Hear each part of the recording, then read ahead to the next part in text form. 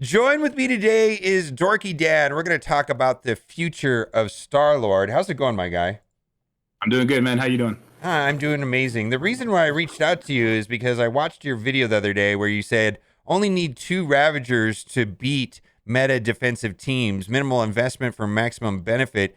This has been a problem with Star-Lord, right? People are not really sure if he's worth upgrading, all the Ravagers, if there's a way of getting around that. And the main reason why I reached out to you is I actually played him inside the arena on the test server versus Dormammu, and my results were spectacular. What do you think the future is for Star-Lord, or how are you feeling about Star-Lord right now?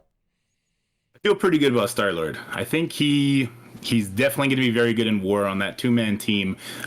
The problem with the Ravagers, right, is they're basically five new characters. Where Uncanny, we had a lot of characters we probably had a little bit invested in already. So building up the whole team is difficult for war. But he does have a place in war in his own right. Like you just showed that video there. I think in the raid, at the very least, he's going to be one of those, plug and play tech characters that you can throw in for at least one node, and he'll make that node a lot easier for you. And then, like you just showed me in the arena, him against this Dormammu team seems like it's going to be something we're going to need when we have a lot more Dormammus popping up, which I think is going to be pretty soon. Yeah, and this may not be relevant to a lot of people today, but what I guess I'm saying is like some people are saying, "Hey, he's just a war offense character," and I don't know if that's entirely true. It seems like there's a lot of things built into his kit that are almost work well against coming across Dormammu's and Dooms. But are people really is that a problem really right now is the question, and how quickly before people's arenas are clogged up with Dormammu's? Probably like 4 or 5 months, I'm gonna guess. Yeah, I think so. A lot of people in my alliance are working their way through global, if not starting cosmic. So for them, it's going to be about 3-4 months, and then that top, I don't know, 20 ranks in your arena, you're probably going to start seeing some Dormammu's there. And also, I don't want to talk Dark Dimension because it's a one-time mode, but he's pretty cheap. All these new characters are cheap, so he's tech, which is something you don't really use that much of, and he's going to be really good there. All And right. then he's got that new mechanic that nobody has. And as soon as I see a new mechanic that nobody has, like we had trauma, and now we have an energy steal, I think that Scopely will probably put a need for that somewhere down the line. It could be in a new challenge mode, campaign, wherever it may be. Okay.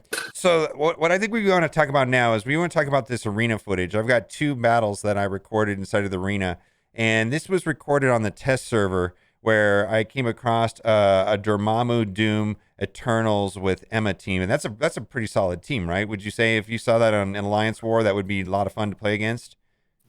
Yeah, for sure. I think that's probably going to be the ideal arena team. I don't think removing Emma as a manipulation character will make that team any better. So I think that's probably going to be the go-to. Yeah, and so what I did is I just kind of I knew that I needed Loki because I know I needed to have Cersei go first, and I Yeah. knew that Icarus probably could wipe out Dormammu, but the problem then would be is that Doom is going to be there on the board and delete everything and then give turn meter, and you have to deal with all the Eternals and everything like that. And so I just want to show the way that this played out. It actually played out. Now we watched some of this right together. So this is actually your second time. You didn't really watch it too closely.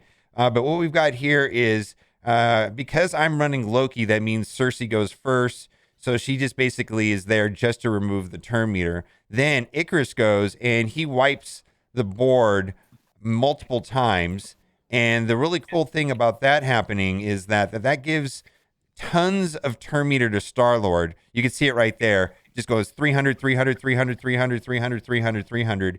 And now Star Lord is going to be able to take multiple turns because we have two severe problems right here, right? We have Doom and Icarus, right? Like if either of them take a turn, it's probably bad news. Yeah.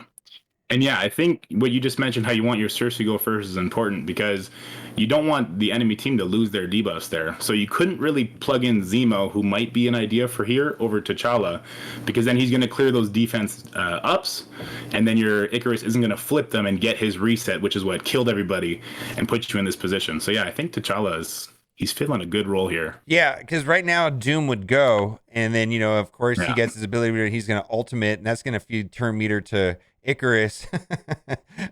All right, but guess what happens is no Star Lord's middle ability. So the reason why Star Lord got all that turn meter is anytime one of the enemies dies, he gets 30% turn meter. So Icarus deleted them a bunch of times, and a bunch of them revived. So, and that's why Star-Lord got all that extra turn meter, and he's going to go back to back to back. Starting off right here, I'm going to go and take away. It's not an ability block, but it's special. He puts the blind up, and then he also steals his cooldown. So now I've got energy to play with and lots of fun. And I did it two different ways. I think one time I killed Doom first, and then the other way I went and I killed Icarus first because I wasn't really sure, But I think on this one here I killed Doom first. But look, Star-Lord just went, but he gets to go again. All right, he goes, got rid of him. He's gone. Then I start going after Icarus. He just went again. So basically, he took 3 turns in a row. Emma takes a turn, and then Star-Lord takes another turn in a row. How many turns is that in a row? I mean, it's like a lot of turns, right? Yeah. Yeah, you had 2 off the bat there, and then the third one there, which is how you survived Icarus before he got a turn. Yeah, because Icarus going up could pretty much end the whole match, right? Oh, yeah, especially with your Loki on the field. Yeah, because Loki's going to mean that there's going to be a kill, and so it's going to be a double tap. All right, so I go back into the battle, and I'm going to try it this way. This time, I'm going to try to get through the Icarus first, rather than just let Doom stay there for a little bit longer. I think is what I'm going to do here. All right, same thing happens. The match loads up. Cersei goes first because we're running Loki. Then Icarus goes, flips everything to negative debuffs, wipes the board. Like, it's kind of scary, man. Everything's wiped, and then a lot of them get revived. And so the revive right there puts basically Doom at almost full turn meter, ready to blow up and ruin my day. But we've got Star-Lord who can do his middle ability, and he's gonna take, steal his ability energy and put blind on him. It's kind of a stressful thing if that doesn't go off, or if he doesn't land the blind. That's why people are stuck between Striker and Skirmisher. Which one did you end up deciding on? I'm strictly Skirmisher right now. I got a 4 red, 4 yellow, and that's something that's kind of good to bring up here too. It's like T'Challa will be good here, but you're gonna need to land those abilities in an unlive. An enemy Doom is gonna have a lot more stars than your T'Challa will because he's a blitz release. Yeah, and so I'm sitting on 4/4 also, and I've done Skirmisher, and so now I'm just gonna focus on Icarus as quickly as possible, and I let Doom take a turn right there, which is fine. And then look at this basic attack, dude, Star-Lord's basic attack hits twice. He hit once right there, and that was 200k, but he could have hit another. He's supposed to hit twice, so that would have been like a 400k basic attack. That's bonkers, right? Yeah, it's huge. His damage is crazy. That's why a lot of people like Striker on him. I get it. I do get it for sure. Oh yeah, because then you can do the if you do Striker on it, then you can do a triple tap, or if you're playing in War, then with with Boomer, then you get the Skirmisher Striker combo going off over and over and over again. Yeah, damage is crazy. Yeah, damage is crazy. So, what are you telling people to do with Star-Lord? What are you going to do with your Star-Lord personally? Well, it's a little different for me because I like to make content, right? So I built up 4 of the Ravagers, leaving Bruiser off, summon Hawkeye in because the Ravagers have a speed issue, and Hawkeye can help fix that without removing Emma or Cable from one of their teams. What I would suggest people do is, if you're going to get Star-Lord, I think he's worthwhile. Just for the raid alone, being able to plug him to at least one node is going to be very beneficial. And if you're looking for a raid team, the Yondu and T'Challa mixed together, they're a very good power couple. They could definitely go with your Brotherhood because you get a lot of blinds, so you don't even need to worry about T'Challa landing the blind there. They can go good with New Warriors, and then of course the Skeletal Hawkeye team that you showed earlier. And then I think you're right about Arena. I think when Dormammu's come in, T'Challa is going to be a very important piece to that puzzle. Now, what if you're a person that doesn't care about War and offense on War? How important is Star-Lord then, and what would you do? What would you tell that type of person? Oh, Arena and Raid are like so crazy. I know you could speak to this. Tech 2.3 is a nightmare. So any kind of pain relief you can get from that, I think, is worth at least exploring. And I think T'Challa can fill a little bit of that role. And what star levels do you think he's going to be viable inside of 2.3? At 2.3, like you, I have him at 4 red, 4 yellow, and he's landing his abilities as a skirmisher.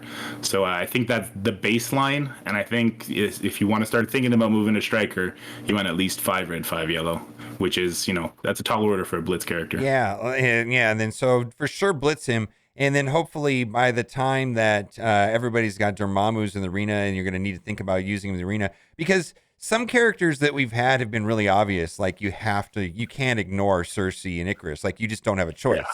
You could not ignore those characters. And could you ignore Magic to a certain degree, right? And Yeah. can you? And I think a lot of people are looking at Star-Lord being an expensive version of Magic, and I'm not sure that that's true. I think Star-Lord might have a lot more use outside of war than Magic for sure, right? Oh, I definitely agree. Just the fact that he brings a new mechanic to the game puts a red flag up for me that he's going to be useful somewhere.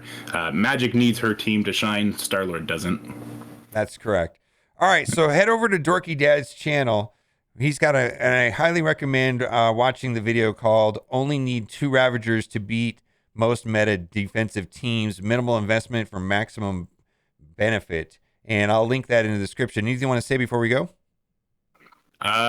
No. Hey, thanks for having me. This is a lot of fun. All right, guys, go check out Dorky Dad's channel. And as always, thanks for watching and keep on gaming.